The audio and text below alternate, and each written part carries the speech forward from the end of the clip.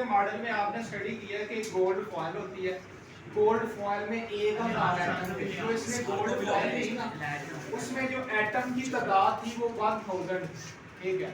उसने क्या किया, गोल्ड फॉयल के ऊपर अल्फा पार्टिकल्स की बम्बारमेंट करवाई, ठीक है। अल्फा पार्टिकल्स को एक सोर्स उससे क्रिएट किया गया, रेडियम या पोलोनियम से।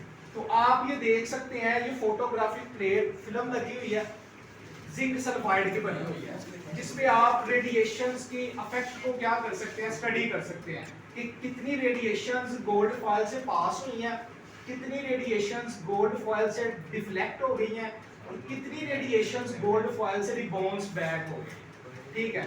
It's a model of Rutherford, that's a gold foil experiment, जिसे हम क्या कहते हैं, गोल्ड फॉयल एक्सपेरिमेंट। तो आपके सामने ये क्लियर पिक्चर है कि किस तरह से अर्नेस्ट रदरफोर्ड ने अपना एक्सपेरिमेंट परफॉर्म किया, ठीक है।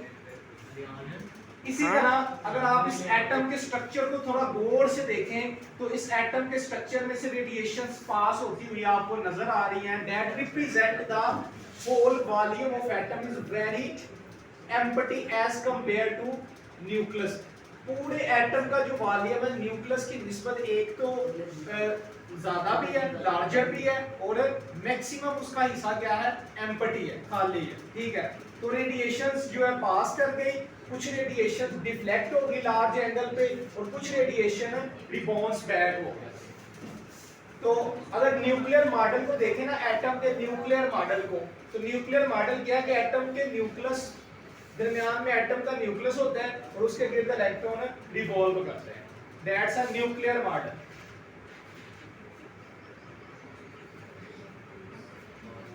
ये आपको एटम का ऑर्बिट है, और ये एटम का क्या है, न्यूक्लियस, और ये एटम में इलेक्ट्रॉन क्या करता है, रिवॉल्व करता है।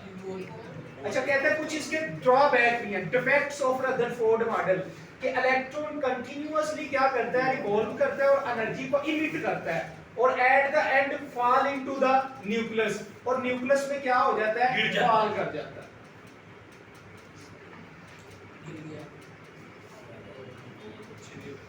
जिससे एटम का स्ट्रक्चर क्या हो जाता है जी, डिस्ट्रॉय हो जाता है।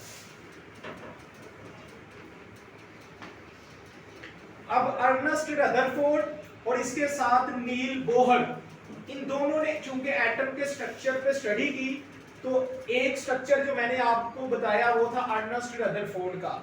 फिर नील बोहर ने एटम का अपना एक स्ट्रक्चर क्या किया, डिस्कवर किया, जिसमें इसने बताया कि हर एटम में जो इलेक्ट्रॉन होते हैं खास ऑर्बिट में होते हैं, और हर इलेक्ट्रॉन की एनर्जी ऑर्बिट में क्या होती है, फिक्स्ड होती है, ठीक है।